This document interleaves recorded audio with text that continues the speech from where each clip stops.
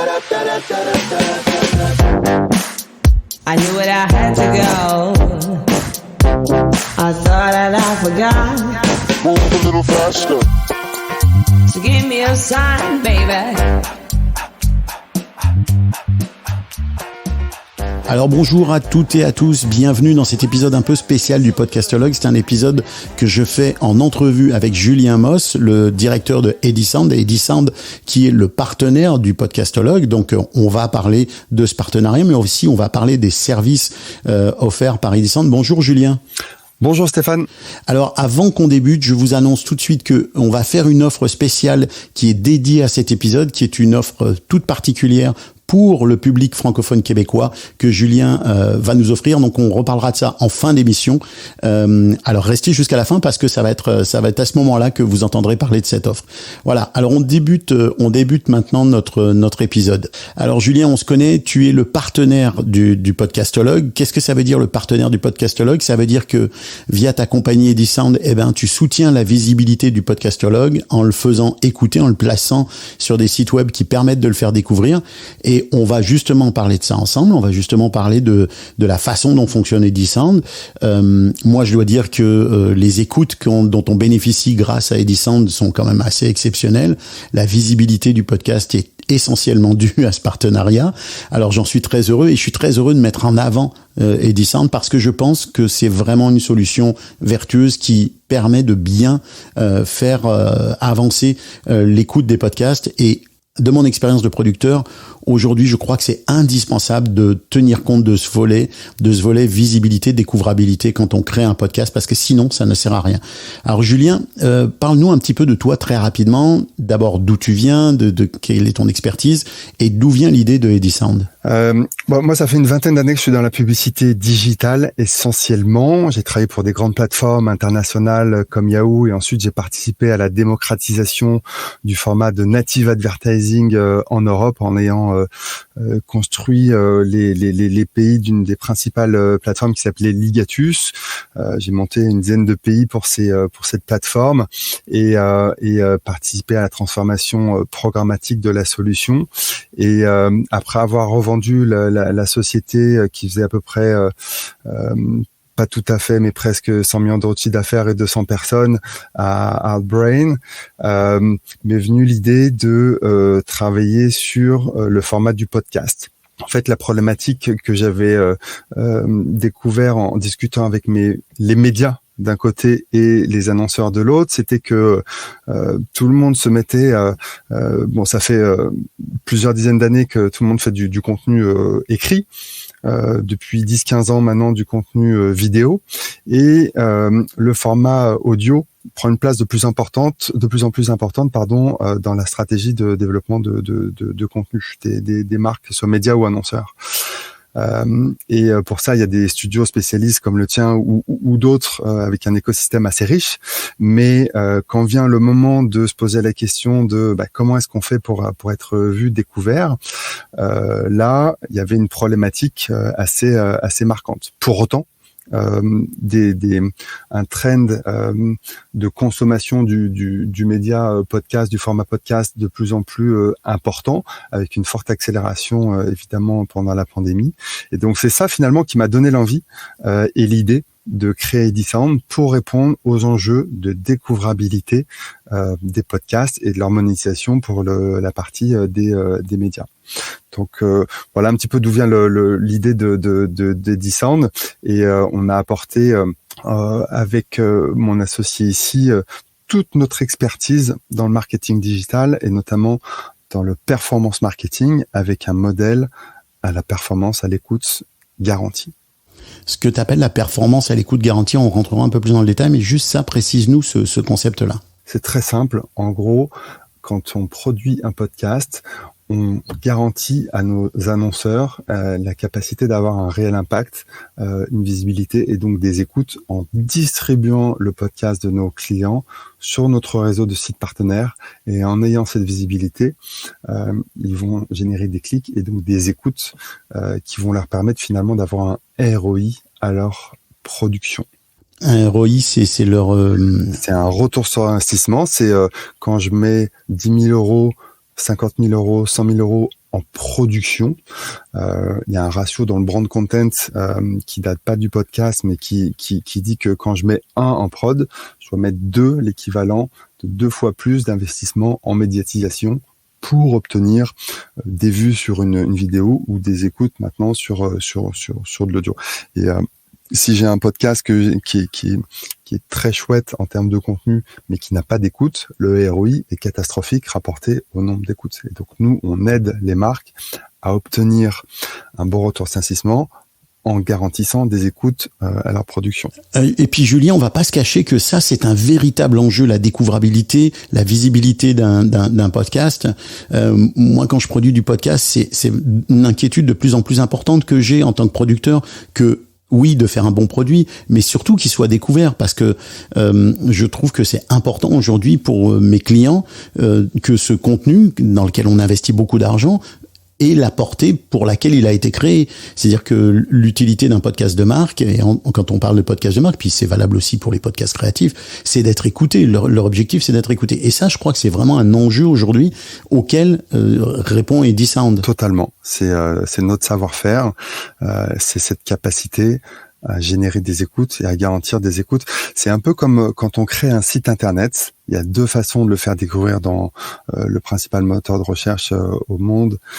C'est le SEO et le SEM. Le SEO, ce sont toutes les techniques qui vont permettre de manière organique à un site d'apparaître d'abord dans des premières pages et ensuite dans les premières positions des premières pages. Et donc ça, on sait que ça prend plusieurs semaines, plusieurs mois, voire plusieurs trimestres, surtout sur les mots-clés un peu complexes. Et ce qu'ont inventé les moteurs de recherche ici, c'est une mécanique de découvrabilité immédiate où le jour même où je sors un nouveau site, j'ai la capacité d'acheter des mots-clés et donc une visibilité en tête de recherche des internautes sur les moteurs.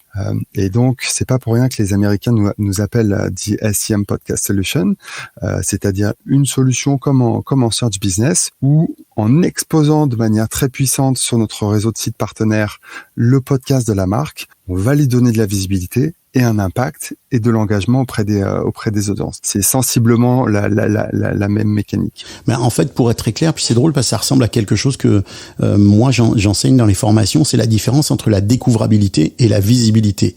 D'un côté, la découvrabilité, c'est mécanique, c'est-à-dire que c'est le résultat des réponses aux moteurs de recherche, c'est-à-dire que ton contenu sort suivant les moteurs de recherche ou suivant une recherche qui est faite dans les applications.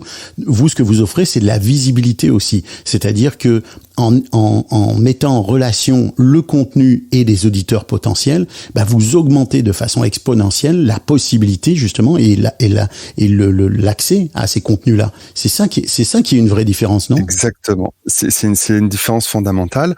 Évidemment, nos clients, qu'ils soient studios ou annonceurs, vont héberger leur contenu quelque part. Ces hébergeurs vont donner vont distribuer de manière organique les podcasts dans les plateformes d'écoute, Spotify, Apple, qui font 70-80% des écoutes un peu partout dans le monde. Mais la présence, et surtout pour des podcasts de marque, dans ces plateformes, ne garantit pas que ces contenus seront écoutés. De la même manière, si aujourd'hui je publie une vidéo dans YouTube, par exemple, rien ne me garantit qu'elle sera écoutée. Et surtout dans YouTube, où j'ai des milliards de contenus. On n'est pas encore au milliard, mais Spotify, il y a encore 2 mois, mentionnait qu'ils avaient déjà plus de 5 millions de podcasts. Donc, un podcast peut être égal à plusieurs épisodes. Donc, on se retrouve noyé face à des dizaines de millions d'autres épisodes. Et donc, aujourd'hui, en tout cas, ces plateformes ne proposent pas de mécanique de découvrabilité. Et donc, c'est pour pallier à cette problématique-là que j'ai créé EdiSound afin d'avoir un ROI immédiatement, la première semaine, le premier mois, un volume d'écoute sur un épisode, sur toute la série, en fonction de ce que souhaite notre client. Et en gros, comment ça se passe? Vous avez des players qui sont classiquement le même type de player qu'on pourra avoir pour de la vidéo ou pour les podcasts quand on utilise par exemple certains hébergeurs qui offrent déjà des players intégrés comme Ocha ou autres. Vous avez des players que vous placez stratégiquement sur des sites partenaires, c'est ça? Exactement. On a 4 ou 5 plateformes Edison est une adtech audio. On a créé une sorte de CMS pour les éditeurs, les médias. On a bien deux cibles. On travaille avec deux populations, une population de médias éditeurs et une population d'annonceurs et leurs agences et studios. Donc pour les médias, on a des partenariats long terme avec eux. On leur donne notre plateforme, accès à notre plateforme de manière à ce qu'ils puissent importer leur contenu, générer des players avec leur contenu, les embed, les intégrer directement dans leur CMS. Et en intégrant notre player dans leur page article, ça nous donne un bassin d'audience. Et ces audiences-là, du coup, on les met à disposition du marché de la publicité.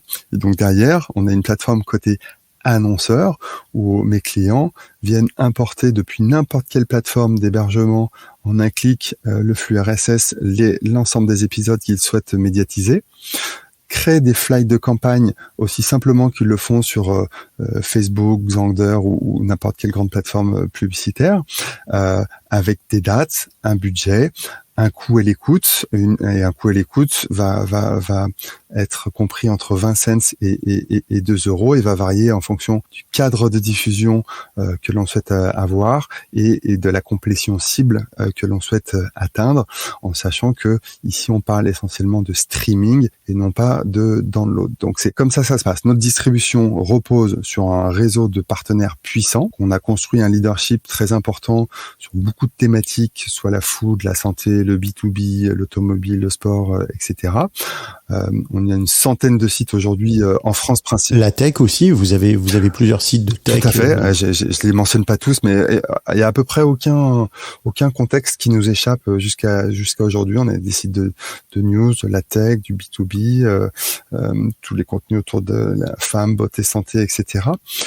Ces partenaires-là, historiquement en France, et puis depuis 2022, on a commencé à internationaliser l'entreprise avec un réseau qui est composé de partenaires présents déjà en Espagne, en Italie, en Belgique, en Allemagne et en Angleterre. On a ouvert un bureau à Londres au mois de janvier de cette année. Et donc, en gros, tout notre enjeu, c'est maintenant d'internationaliser un maximum l'entreprise, parce que tout l'investissement technologique qu'on a mis dans notre plateforme, dans nos algos, etc., va s'amortir sur l'international. Donc, on a un réseau de distribution très très puissant. Donc on n'achète pas d'espace publicitaire. Nos éditeurs se servent de notre technologie pour faire découvrir dans une première intention leurs podcasts éditoriaux. C'est un player qui est intégré sur 100% des pages, qui est intégré directement dans le CMS, donc il nous donne une très bonne stabilité de trafic, d'une part. D'autre part, une très bonne compréhension du champ sémantique qui environne le player, donc une bonne capacité de ciblage. Bon, t'as dit beaucoup de choses intéressantes et parfois qui pourraient sembler un peu compliquées pour les néophytes. J'essaye de traduire et tu me dis si je suis bon. Quand tu parles par exemple d'une très bonne compréhension du champ dans lequel on trouve les players, ce que ça veut dire, et corrige-moi si je me trompe, c'est que on a pris des habitudes, comme on a pris l'habitude de rentrer dans un supermarché d'un côté et de ressortir de l'autre, on a pris des habitudes en consultant des sites web où on sait que le bandeau de publicité, ou en tout cas l'accès aux informations complémentaires publicitaires se trouve à tel endroit, qu'elles sont extrêmement accessibles. Moi, j'ai pu voir, évidemment, tu m'envoies des copies d'écran du placement du podcastologue sur des sites web qui sont essentiellement d'ailleurs des sites qui sont reliés aux nouvelles technologies, donc qui sont tout à fait dans le domaine dans lequel on se trouve.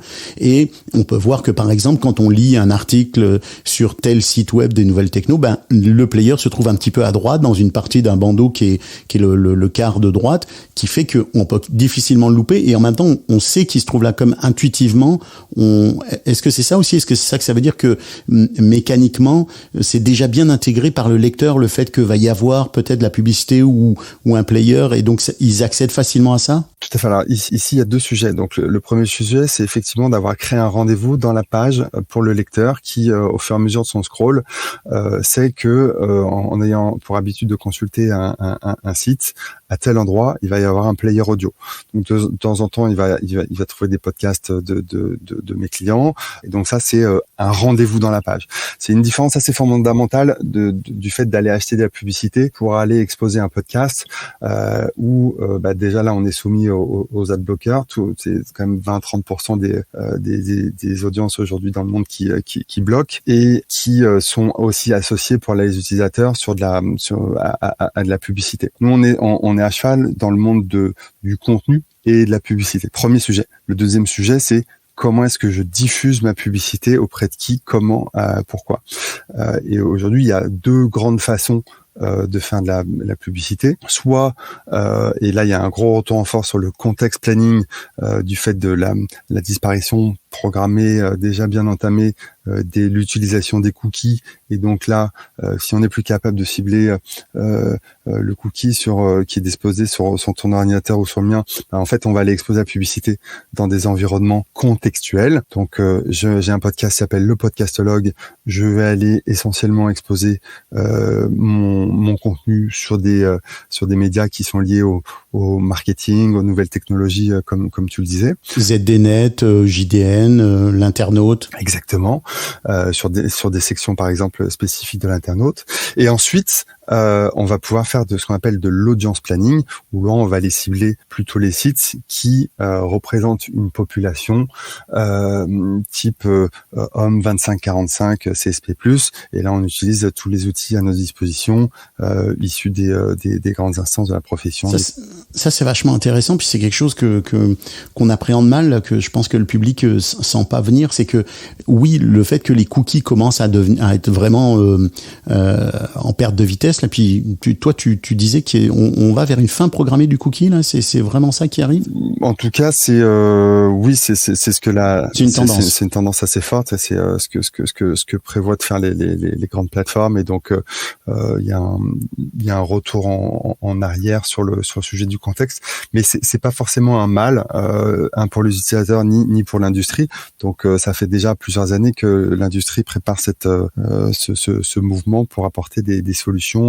Et on sait aujourd'hui que exposer sa publicité dans un environnement contextuel éditorial en dehors des plateformes de scroll rapide infini a un impact très positif pour la marque en termes d'engagement, de perception, etc. Ben moi j'y vois plutôt une bonne nouvelle aussi, effectivement, parce que ça veut dire que c'est le contenu finalement qui va diriger à la fois l'intérêt, à la fois l'affiliation, ou en tout cas le lien entre le produit de tes clients et le lieu de lecture. Donc moi j'y vois, c'est beaucoup plus vertueux que d'avoir identifié par des cookies une relation comme ça qui est souvent un petit peu fabriquée là, ou accidentelle même parfois.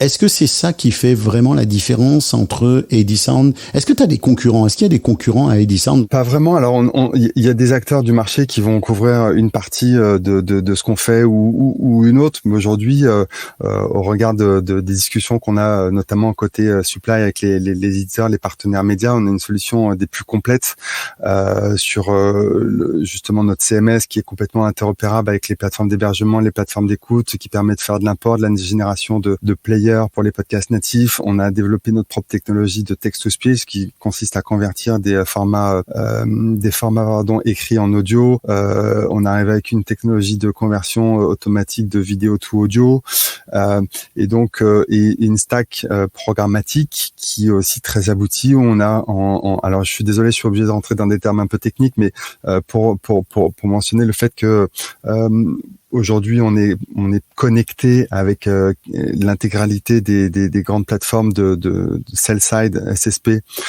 programmatique qui nous donnent un avantage certain par rapport au reste du marché. Et puis, c'est quoi ces grandes plateformes? Est-ce que tu peux nous expliquer ça de façon plus simple? Oui, alors si on essaie en deux mots le marché de l'achat média s'est simplifié avec avec l'arrivée d'Internet, et Autrement dit, on a utilisé finalement les techniques qu'on pouvait avoir dans les systèmes de trading boursier avant ça, pour automatiser la transaction plutôt que d'appeler les équipes pour avoir un bon de commande. Finalement, tout ça c'est automatisé d'une part, et la deuxième composante, alors sans rentrer non plus dans trop de détails, mais c'est la capacité de placer des enchères dynamiques plutôt que d'avoir un prix fixe. Puis après, la capacité de pouvoir importer de la donnée qui appartiennent aux clients.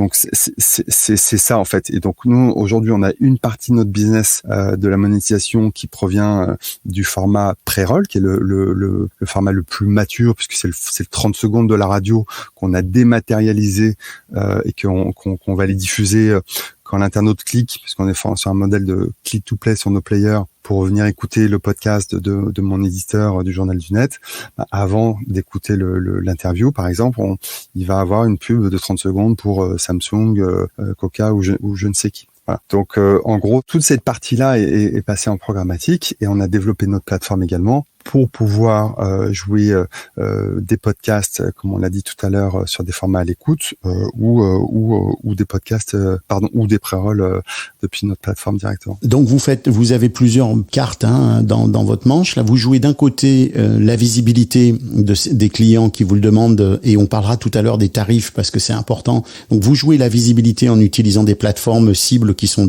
font partie de votre portefeuille, qui est quand même assez important. Là, moi j'ai pu le voir.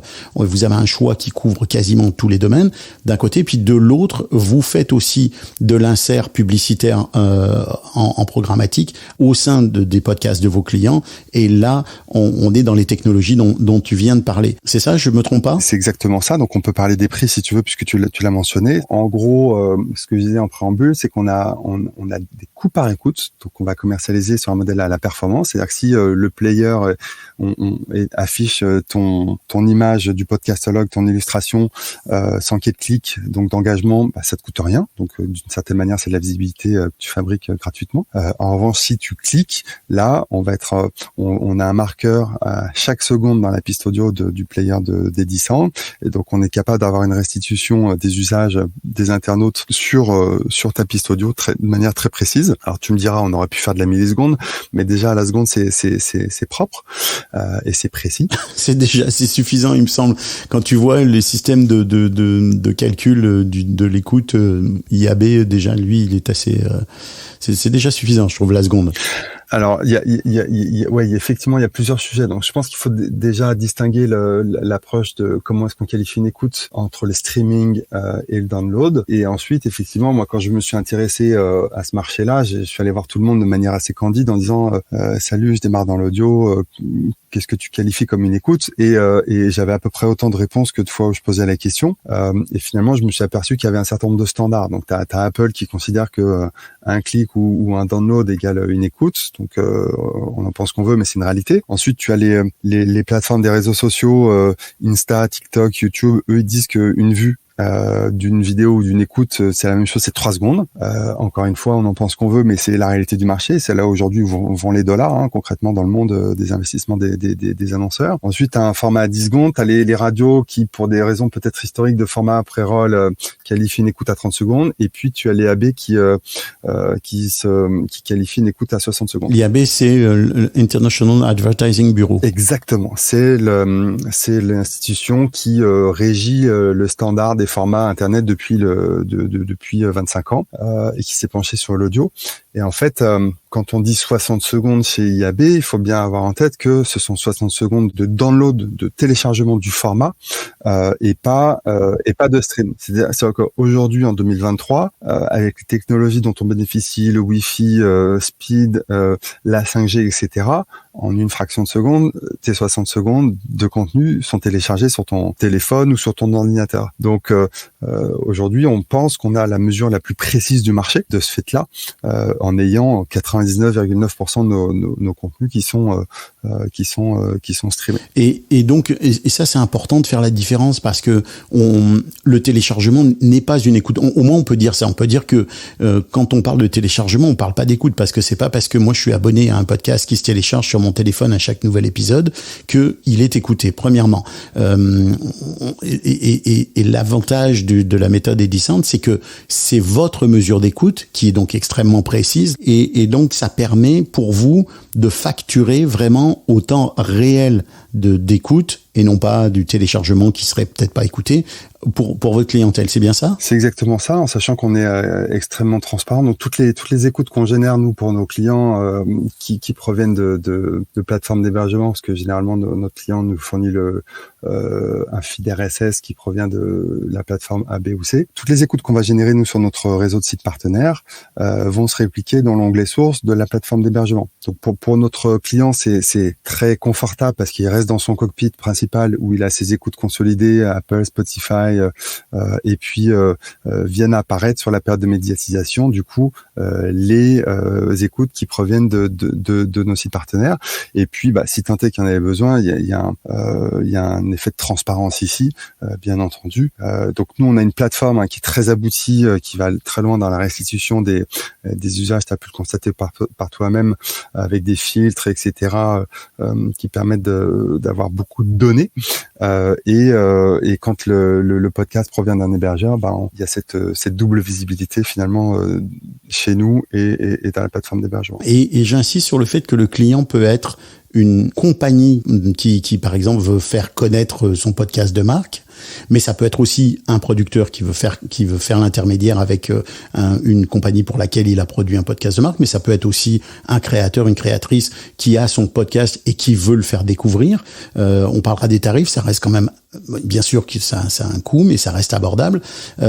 Mais pour le client, il y a une vraie transparence. Je veux dire, moi, je consulte le tableau de bord de Edisound et j'aimerais que tu me détailles en étant pas trop technique, parce que je sais que ça reste technique malgré tout, mais que tu me détailles les informations auxquelles on a accès quand on est sur le tableau de bord d'Edisound, qui sont bien plus larges que tout ce qu'on peut avoir, y compris chez un hébergeur, parce que ce que tu offres comme visibilité sur les écoutes, c'est vraiment très très détaillé. Ouais, tout à fait. Donc ici, on va avoir le nombre de fois où le podcast a été exposé. Donc la jaquette de ton podcast finalement visible par l'internaute. Donc comme tu disais tout à l'heure, on a un réseau qui est puissant en France déjà avec on couvre aujourd'hui plus de 8 internautes sur 10 sont exposés au moins une fois à notre player dans le mois. C'est très puissant. Donc déjà sur cette information de visibilité, tu as toutes les données. Ensuite, tu vas avoir le nombre de ce qu'on appelle nous de lectures, où ça équivaut à un clic. Et de là, on peut déterminer un taux de clic. Un taux de clic, c'est un peu la désirabilité de ton podcast. C'est est-ce que je l'ai vu, est-ce qu'il m'a intéressé, est-ce que la jaquette et le titre en gros ont été assez engageantes pour générer un clic. Derrière, on va calculer les écoutes. Donc si par exemple ensemble on s'était dit qu'on voulait on facturait les écoutes à partir de 60 secondes, mais ça peut être 3 secondes, ça peut être 1 seconde. Alors si c'est 1 seconde, les écoutes seront égales aux lectures, mais si c'est 60 secondes, il y aura forcément une petite déperdition entre le nombre de fois où on a eu un clic et le nombre de fois où les personnes seront arrivées à 1 minute. Et ensuite, on a 2 indicateurs qui sont assez intéressants. On a le temps d'écoute total, et donc on sait que le contenu dans les oreilles des internautes du réseau d'Edisound ont été écoutés X heures, X journées. Le temps d'écoute moyen, le taux de complétion moyen, et ensuite ton budget, tes dépenses. Et ensuite, tu peux rajouter tout un tas de filtres par géographie, par période, par épisode. J'ai des clients qui viennent me voir en disant le nouvel épisode de telle série est sorti, on voudrait s'assurer qu'il ait un minimum de 5000, 10 000 écoutes, très bien. J'ai des clients qui viennent me voir en disant on sort une nouvelle série le mois prochain, on voudrait que les 10 épisodes aient un volume sensiblement égal d'écoute pour s'assurer un retour sur investissement. Et donc pour revenir à ta question des prix, aujourd'hui pour un budget de 1 000 €, en gros, tu vas pouvoir avoir entre 500 et 5000 écoutes garanties. Donc, si tu as fait tes petits calculs, ça veut dire qu'on a un coût à l'écoute entre 20 cents d'euros et 2 €. Et les variables, ça va être la complétion cible dont on vient de parler, mais aussi le cadre de diffusion. Le cadre de diffusion, c'est les sites sur lesquels mon podcast va être diffusé. Donc, soit on est ce qu'on appelle un run-off network, donc on va utiliser la centaine de sites qui constituent le réseau de sites partenaires d'Edisound en France, ou je veux m'inscrire dans un contexte éditorial automobile, ou un coût par écoute un peu plus élevé pour aller cibler les décideurs en entreprise, tout l'univers business B2B. Voilà, donc c'est cadre de diffusion et durée d'écoute garantie qui font varier le coût à l'écoute entre 20 cents et 2 euros. Donc si on choisit d'avoir un ciblage plus précis, ça va coûter un peu plus cher. Mais par contre, ce que tu garantis, c'est que on ne paye pas pour être diffusé. On paye parce qu'on a été écouté. Exactement. C'est ce qu'on appelle le modèle à la performance, qui est à l'inverse des modèles à visibilité ou coût par 1000. 1000, c'est 1000 impressions, 1000 affichages de ma publicité, mais c'est garantit pas qu'il y ait eu des clics. En revanche, là, on associe le modèle à la performance du fait qu'on va aller garantir au moins un clic, c'est-à-dire une écoute à 1 seconde, jusqu'à 60 secondes. Donc c'est un peu du never seen before, c'est-à-dire que sur aucun autre média, ce modèle n'existe avec une telle durée d'engagement. 60 secondes de ton contenu dans les oreilles d'un auditeur, ça a un impact qui est extrêmement puissant, puisqu'on sait que dans 80% des cas, on écoute des podcasts avec des oreillettes, qui a une intention qui est très forte, un taux de mémorisation qui est bien supérieur à ce qu'on peut avoir sur les réseaux sociaux, bien entendu, mais sur la télé, sur n'importe quel autre média. Et ça crée une intention d'achat. Donc en fait, le modèle le format podcast de marque est extrêmement vertueux pour les annonceurs. C'est la raison pour laquelle il y a de plus en plus de studios qui accompagnent de plus en plus de marques à la création de ce type de contenu. Et après avoir fait 250 livres blancs en format écrit, en format vidéo, maintenant, c'est des formats qu'on utilise maintenant aussi pour l'audio.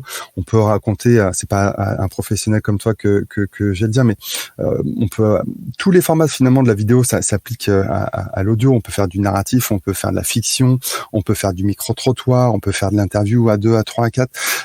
C'est extrêmement riche comme format. Alors peut-être que j'anticipe ta question, mais on a parlé beaucoup de la France. Peut-être que ça intéresse nos auditeurs du Québec de savoir un petit peu comment on peut traduire ça aussi pour eux. Mais clairement, clairement. Bah oui, tu anticipes ma question clairement. J'allais te dire comment on fait quand on est un Canadien, quand on est un Québécois et qu'on a un beau balado et qu'on veut le faire écouter, pas forcément en France, mais qu'on veut générer des écoutes via Edisound. L'audience d'Internet a de ça qu'elle n'a pas de frontières. Donc, si j'ai des éditeurs français, on est sur des contenus francophones et donc qui intéressent la francophonie partout dans le monde. Et donc, on sait aujourd'hui que dans nos audiences, sur nos sites français, mais pas que, parce qu'on en a un petit peu partout en Europe aujourd'hui, on a des lecteurs qui proviennent de Belgique, de Suisse, de Nord-Afrique, mais aussi du Canada. Et donc, ce qu'on est capable de faire avec notre technologie, c'est d'identifier ce qu'on appelle les adresses IP, qui sont derrière chaque ordinateur, qui proviennent du Canada. Donc, on va isoler les lecteurs, les audiences canadiennes qui viennent consulter nos médias français et on va pouvoir leur adresser les podcasts de nos clients canadiens. On le fait déjà en Belgique. J'ai eu un bureau là-bas pendant quelques années, donc on s'est tourné vers nos amis belges pendant manière assez rapide, puisqu'ils nous ont aussi sollicité sur ces sujets-là. Donc on a déjà accompagné un certain nombre d'agences et d'annonceurs en direct, mais également des studios pour faire découvrir leur podcast sur ce modèle à la performance sur nos audiences françaises. Et donc là, on est en discussion avec également des annonceurs québécois où on va utiliser exactement la même mécanique. Donc aujourd'hui, on est en mesure de générer plusieurs centaines, voire plusieurs milliers d'écoutes pour un balado québécois, que ce soit par jour, par semaine ou par mois, quelles que soient les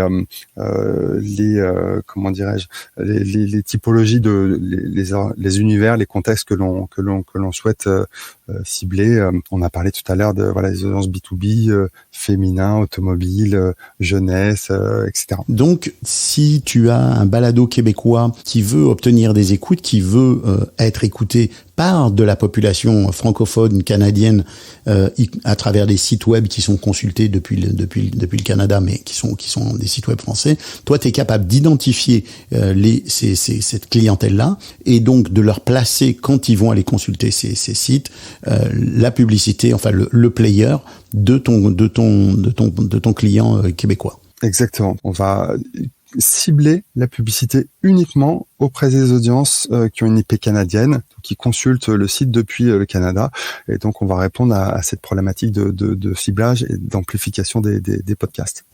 Et est-ce que c'est possible d'avoir une idée, grosso modo, là, d'un tarif, peut-être pas à la minute, mais à 30 secondes, parce que tout à l'heure, tu ciblais en fonction tu donnais en fonction du ciblage de la destination, finalement, du contenu, et 2, en fonction de la durée, essentiellement, par laquelle on mesure l'écoute, le tarif entre, $500, qu'on dit utiliser 1000 pour 500 à 5000 écoutes. 1000 € pour 500 à 5000 écoutes, je me trompe pas? Ouais, exactement. On va être capable de garantir entre 500 et 5000 écoutes pour un budget de 1000 € à nos clients.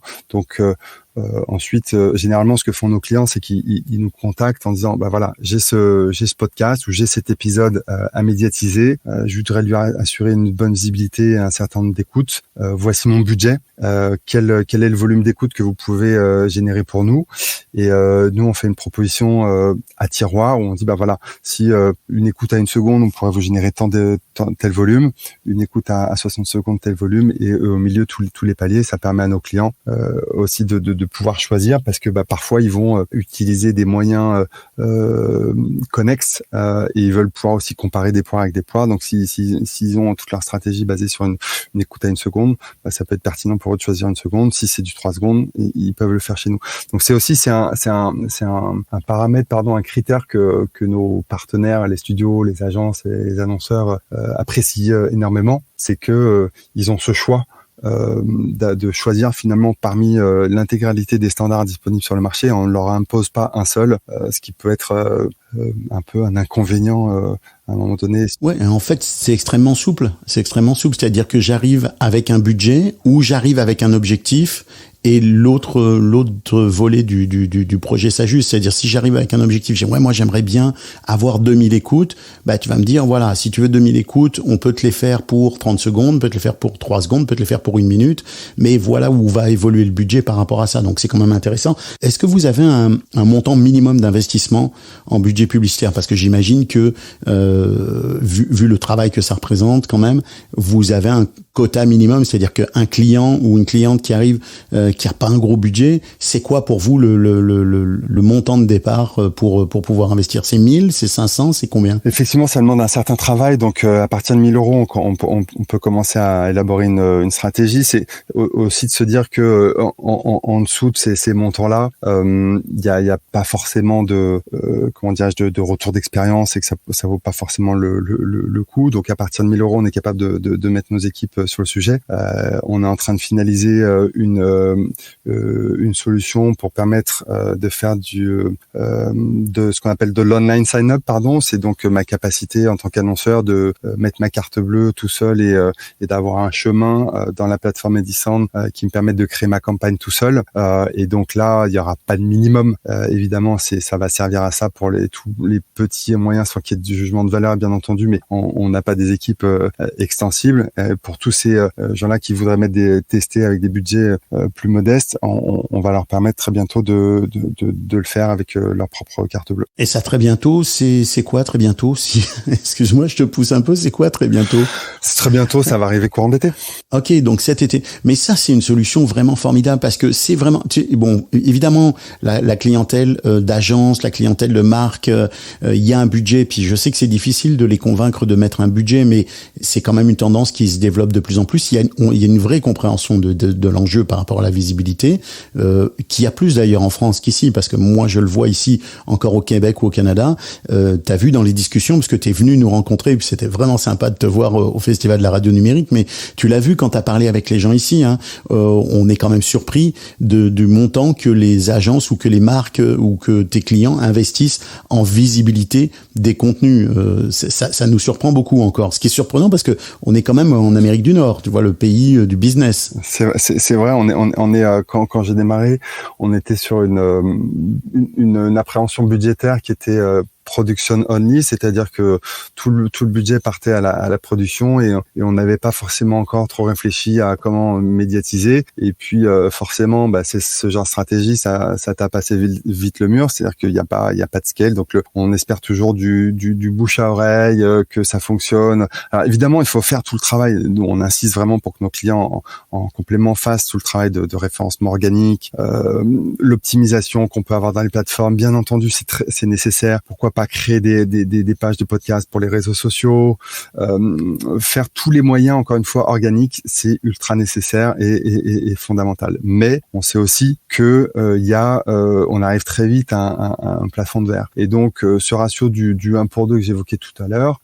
il est très vrai aujourd'hui dans les médias, les formats plus matures comme la vidéo. On n'y est pas encore sur le podcast, mais on arrive maintenant avec du 1:1 sur des gros comptes aussi, on a du 1:1,05. Donc ça commence à venir, c'est bien. Les marques ont essuyé les plâtres, hein, celles qui ont mis 50 ou 100 000 en production et qui n'avaient pas pensé à leur stratégie de distribution, on en fait les frais. Donc on y arrive petit à petit. Tout le marché, pas seulement Edisand, œuvre à évangéliser et à informer les annonceurs que en fait pour marcher c'est quand même plus facile sur deux jambes et que la jambe de la production va pas aussi loin que celle quand elle accompagne sa jambe de distribution. Ceci dit, la beauté de la chose, c'est que ceux qui ont investi un budget conséquent dans la production et qui se sont rendus compte que la visibilité suivait pas et donc ils avaient quand même investi beaucoup d'argent dans un produit qui était pas très écouté, il est jamais trop tard pour le faire parce que étant un produit numérique, étant toujours en ligne et ayant vocation à le rester, il est jamais trop tard pour faire appel à Edisand pour faire découvrir un bon contenu. Donc voilà, je me fais le porte-parole momentané d'Edisand en disant si vous avez un contenu que vous voulez faire découvrir, qui est excellent et auquel vous aviez pas pensé de mettre un budget de découvrabilité, il est jamais trop tard pour le faire. Donc ça, c'est quand même le bon point de la chose. Puis moi, je reviens à ce que tu disais à ton offre. Là, je pense que ça va vraiment, il y a vraiment quelque chose qui va se passer aussi par rapport à ça. C'est que il y a une foultitude de créations indépendantes à petit budget qui cherchent à émerger du marché. Et donc on parle de créateurs, de créatrices, de petits studios qui créent des contenus et qui n'ont pas des budgets, faut se le dire, un budget de 1 000 €, surtout si on le rapporte en dollars quand même, et l'euro est passé à 1,50 cette semaine. Merci. Ça commence à faire, mais si on a un petit budget et qu'on est capable d'aller sur le site d'Edisand et soi-même de dire tiens, moi je veux me donner 300, 400, 500 écoutes, faire un décollage de mon contenu, parce que ça c'est important d'avoir surtout au démarrage d'un projet, d'avoir un petit coup de pied comme ça qui te lance, d'avoir un petit boost dès le départ qui te permette de démarrer, de décoller, parce que tout ça conduit après les algorithmes Apple, Spotify, etc. à te recommander, parce que tu vas avoir des écoutes, donc tu vas avoir des commentaires avec des étoiles, donc ça c'est bon pour Apple, même si Apple dit c'est pas si important, ça reste important. Moi j'ai fait l'essai, j'ai demandé à des gens de mettre des commentaires sur le Podcastologue et avec quelques commentaires, on est remonté d'une vingtaine, une trentaine de places dans les classements d'Apple. Donc il y a un impact réel, et cet impact il vient aussi du nombre d'écoutes, parce que plus d'écoutes, plus de découvrabilité, plus de résultats. On a aussi des clients qui nous ont remonté que depuis qu'ils faisaient leur campagne avec Edison, ils bénéficiaient d'une meilleure visibilité dans les plateformes. Certaines plateformes qui utilisent différents algorithmes, et notamment il y a un algorithme qui est un paramètre qui est celui de la popularité. Donc plus je suis écouté, plus je suis positionné en avant. C'est pas tous nos clients qui nous ont remonté ça, mais déjà un certain nombre. Donc effectivement c'est vertueux, il est jamais trop tard. On a aussi des clients qu'on rencontre qui nous disent c'est exactement la raison pour laquelle on faisait pas de podcast avant de vous rencontrer, parce qu'on savait qu'on allait avoir un mal fou à faire décoller les audiences. Donc maintenant que vous existez, on va s'y mettre. Donc on intervient sur que ce soit avec des podcasteurs indépendants, on en a un certain nombre qui viennent nous voir. On a parfois aussi fait des exceptions, un petit peu en dessous de 1 000 euros pour venir leur faire essayer. Ce qui était chouette, c'est qu'ils sont revenus d'eux-mêmes sur une deuxième, une troisième, une quatrième campagne. Donc on arrive à créer des mécaniques de ce qu'on appelle de repeat business ou de récurrence, où nos clients maintenant s'installent sur des engagements annuels, notamment sur un certain nombre de studios qui mécaniquement, dès qu'ils font des productions pour leurs clients, vont programmer un budget pour Edison. Et voilà, donc on a réussi à s'installer déjà dans cet écosystème de la découvrabilité. Et puis pour la partie média, on a des solutions de monétisation, comme on l'évoquait tout à l'heure, qui permettent de gagner toujours plus de partenaires, plus de médias, pour avoir une richesse de contenu pour nos clients de plus en plus importante en France et en Europe et à l'international. Julien, pour terminer cette entrevue, et parce que j'ai très envie aussi que les Québécois, que les Canadiens francophones puissent découvrir l'offre d'Edisound, et je crois fondamentalement, sérieusement, que c'est une offre très vertueuse et que c'est une solution qui va aider, parce que c'est bien de créer, mais on crée aussi pour être écouté. Alors on a convenu ensemble de faire une offre spéciale Québec. Edisound va offrir 25% d'écoute en plus aux 10 premières personnes du Québec ou du Canada, on peut dire. Allez, on peut aller jusqu'au Canada francophone, qui vont t'écrire pour discuter avec toi d'une campagne. Et donc vous allez offrir 25% d'écoute. On va donner le mot-clé Québec 25, parce que finalement Québec 25%. Oui, j'ai changé, on avait dit Québec 10, mais on va dire Québec 25, ça va être beaucoup plus logique pour tout le monde. Et donc c'est bien les 10 premiers qui vont te contacter pour lancer une campagne, à qui tu vas offrir 25% d'écoute pour le même montant, quel que soit le montant, dans le sens où effectivement le ratio d'écoute va varier en fonction des paramètres dont on a parlé. Donc c'est ça, est-ce qu'on y va pour cette offre, Julien? Yes, c'est parti. Merci de l'avoir formulé pour nous. Donc on sera ravis de travailler sur cette offre avec nos clients pour toutes les campagnes qui seront activées avant la fin du mois de juin. Donc ça nous laisse un petit peu de temps. Donc Québec 25, et pour me contacter, c'est très simple. Donc soit Julien Moss sur mon compte LinkedIn, soit julien@edisound edisound.com. Ouais, et puis on mettra le lien évidemment dans l'épisode du podcast, et je ferai certainement un article justement dédié à cette discussion avec ces liens-là pour faciliter l'accès à cette information. Julien, j'en aurais bien repris plus, parce que il y a beaucoup de choses intéressantes, et peut-être qu'on refera une autre discussion. Je sais que on doit se quitter parce que t'as d'autres exigences là à satisfaire et des rendez-vous. Puis t'es encore en jet lag de ton retour de Montréal, mais j'aimerais que tu me dises quand même 2-3 petits mots très rapidement sur ta visite ici au Québec. Qu'est-ce que t'en as pensé? C'est quoi l'expérience là, ton retour en France? Tu te dis quoi quand tu vois le marché du Québec? Finalement, en fait, on a exactement les mêmes problématiques aujourd'hui en tant que podcasteur. C'est quand je produis, j'ai besoin d'être visible, d'être découvert. Sensiblement, on a accès aux mêmes outils. Il y a peut-être effectivement un petit peu moins d'automatisme, d'avoir des lignes budgétaires médiates en plus de ceux de la production. Mais finalement, on reste sensiblement exposé aux mêmes problématiques. Il y a un écosystème de producteurs qui est très riche. J'ai adoré discuter avec tous les studios, et j'ai vu la richesse de production en route, que ce soit des grandes fictions fiction, les podcasts qui sont créés pour les marques, etc. Et puis voilà, c'est un écosystème qui est nourri par la passion, qui est également peut-être soumis à la même problématique de manque de financement. Donc j'ai vu l'initiative et un grand bravo pour tout le travail que tu fais et d'une manière générale pour faire la pédagogie sur le marché et puis pour fédérer le marché, pour créer une association des producteurs donc québécois. Je trouve que c'est une excellente idée. Il y en a une en France qui existe déjà et je pense que c'est nécessaire pour vous faire entendre d'une seule et même voix beaucoup plus puissante auprès des grandes instances de la profession. Donc c'était une première pour moi d'aller dans ce beau pays du Canada et ça m'a donné aussi très envie de retourner. Ah bah oui, écoute, et puis tu as découvert des lieux de jogging là qui sont quand même assez sympathiques. Alors écoute, Julien, je te laisse. Je rappelle cette offre Québec 25, donc pour les 10 premiers qui vont écrire, et on va mettre les liens dans cet épisode, qui vont écrire pour déclencher les campagnes avec toi, bah, tu vas garantir 25% d'écoute. Je rappelle que toutes les écoutes qui vont être payées, qui vont être facturées, seront réalisées. C'est pas un hypothétique lot d'écoutes, ce sont des écoutes réelles. Donc moi, je crois que ça fait une vraie différence pour les gens. Et puis je te remercie infiniment d'avoir pris le temps de faire cette entrevue.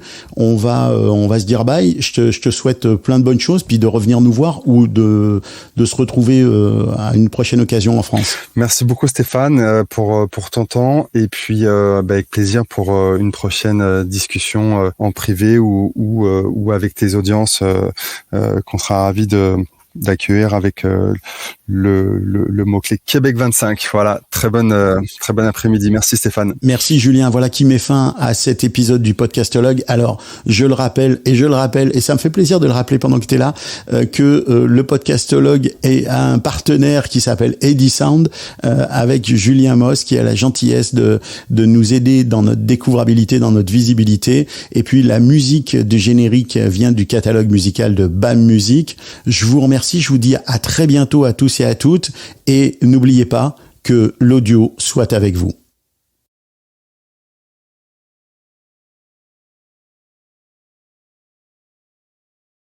De petits rendez-vous de découvrabilité, c'est se retrouver de temps en temps pour parler de quelles sont les bonnes pratiques, c'est quoi les bonnes choses, en s'appuyant justement sur ton expérience, puis peut-être je vais y réfléchir de trouver une solution par rapport à ça. Bon, je refais juste mon début, je veux pas te mettre en retard, je recommence le démarrage de l'émission et j'annonce notre Québec 25. Alors bonjour à toutes et à tous, bienvenue dans cet épisode un peu spécial du Podcastologue. C'est un épisode que je fais en entrevue avec Julien Moss, le directeur de Edisound, Edisound qui est le partenaire du Podcastologue. Donc on va parler de ce partenariat, mais aussi on va parler des services offerts par Edisound. Bonjour Julien. Alors, avant qu'on débute, je vous annonce tout de suite que on va faire une offre spéciale qui est dédiée à cet épisode, qui est une offre toute particulière pour le public francophone québécois que Julien va nous offrir. Donc, on reparlera de ça en fin d'émission. Alors, restez jusqu'à la fin parce que ça va être à ce moment-là que vous entendrez parler de cette offre. Voilà. Alors, on débute maintenant notre épisode. Voilà. Je trouverai un moyen de le caler, t'inquiète pas. Ouais, alors attends, je coupe, on attend un petit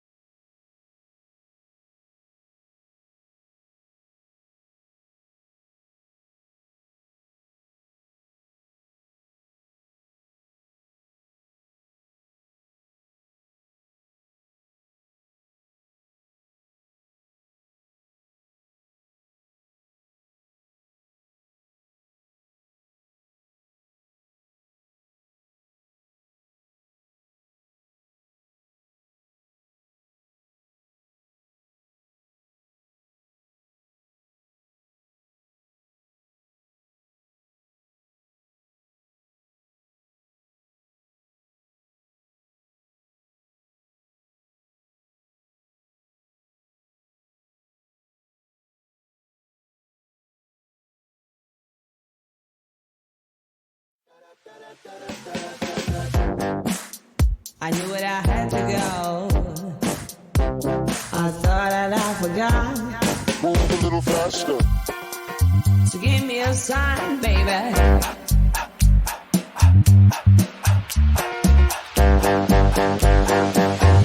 Why does it have to feel so good? I knew it, I had to go. Move a little faster. I thought that I forgot. So give me a sign, baby. I wish that I could step inside. Move a little faster. Oh, why?